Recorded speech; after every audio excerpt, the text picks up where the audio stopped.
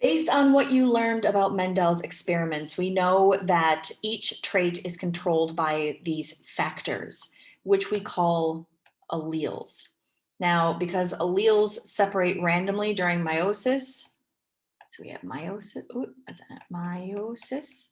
You have a maternal allele and a paternal allele. Maternal means mom, paternal dad.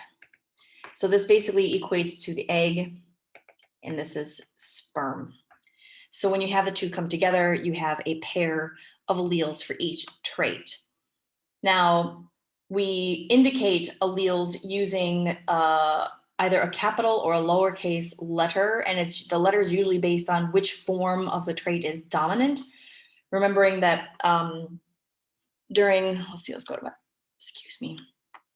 let's go to the desktop to remember what we learned about Mendel's experiments. So in Mendel's experiments, he started with a parental generation that was true breeding. So that means for this particular trait, which is what color the pod is, you had either all green pods or all yellow pods, and he true bred the plants to make sure that the green podded plant would always ever produce green pods and the yellow would produce yellow. He took one green and one yellow and he crossed them. And for the F1 generation, he saw that all of the pods were green on all of the plants. So I was like, where did yellow go? Then he took two of these from the F1 generation, he crossed them, and he got a quarter yellow and 3/4 green. And he did this for all 7 traits that he looked at. So based on this, this diagram or this table here, he looked at the position of the flowers along the stem, the height, the pod appearance, pod color, seed texture, seed color, and flower color. Every single time you look at the predicted ratio, 3:1, 3:1, 3:1, 3:1, 3:1.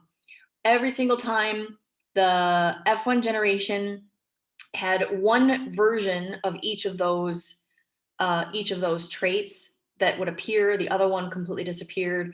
And the F2 generation, it always came back in a ratio of, and look at all of these ratios of pretty much 3:1. And so that's where we get this idea of dominant and recessive. So of these two factors, you have one that's dominant, one recessive. During the F1 generation, the dominant one covers up the recessive, but in F2, it comes back. And we'll look more about how that works later in this tutorial video. So going back to alleles, that means I'll just take flower color as an example. We use a capital P to represent purple, and we use a lowercase p to indicate white. So you basically have 3 combinations that are possible. You can have 2 capital P's or 2 lowercase p's. When this occurs, it's called homozygous. Homo meaning same. So in this case, oh, that's interesting. In this case, it's homozygous dominant, and in this, wait, hello, boy. Okay, I'm not going to use that tool anymore. How's that? Try something else. So in this case, crayon. Homozygous dominant, and in this case, homozygous recessive.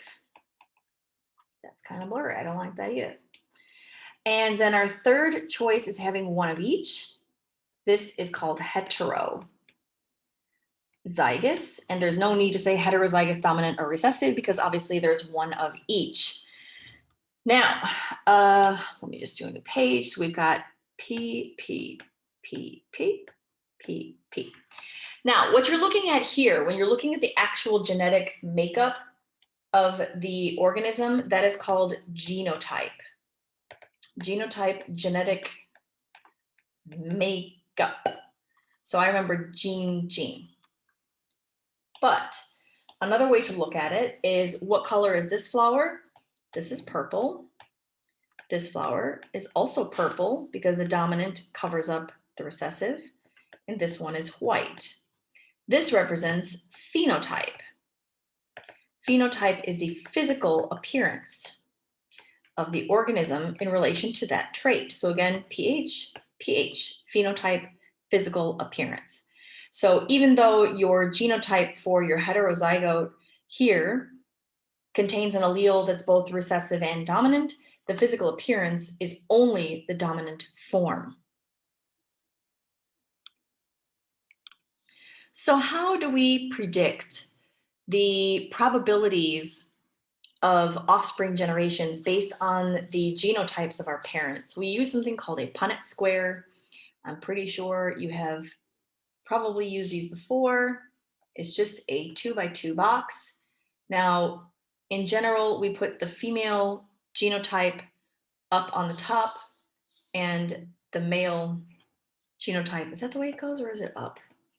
I can't remember what the symbols are. Anyway, this is female and this is male. So let's say I want to know what are the probabilities if I cross a heterozygous purple plant. We'll make that the female one, heterozygous purple plant with a homozygous recessive male plant. Homozygous recessive.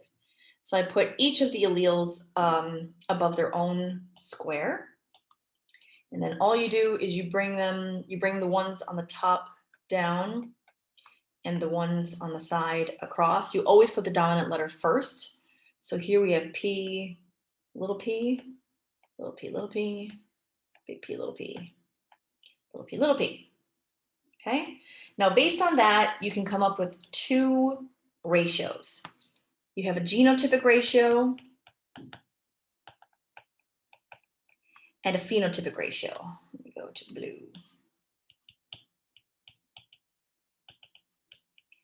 And this, of course, is related to whether you are showing the relationship between the genotypes or the phenotypes.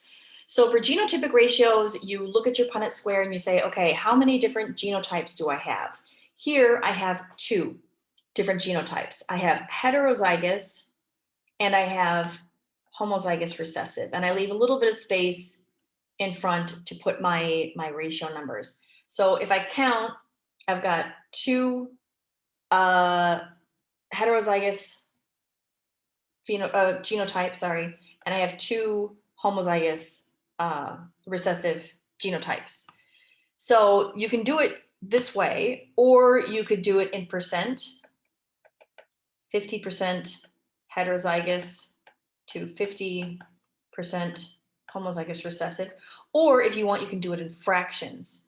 You can say 1/2 1/2 heterozygous to 1/2 homozygous. I usually rely on percents. It's a lot easier, in my opinion. And then you have your phenotypic ratio, which is you're going to look at phenotypes. So what phenotype is this? It's purple. So you've got 50% purple to 50% white. That's your genotypic and phenotypic ratio.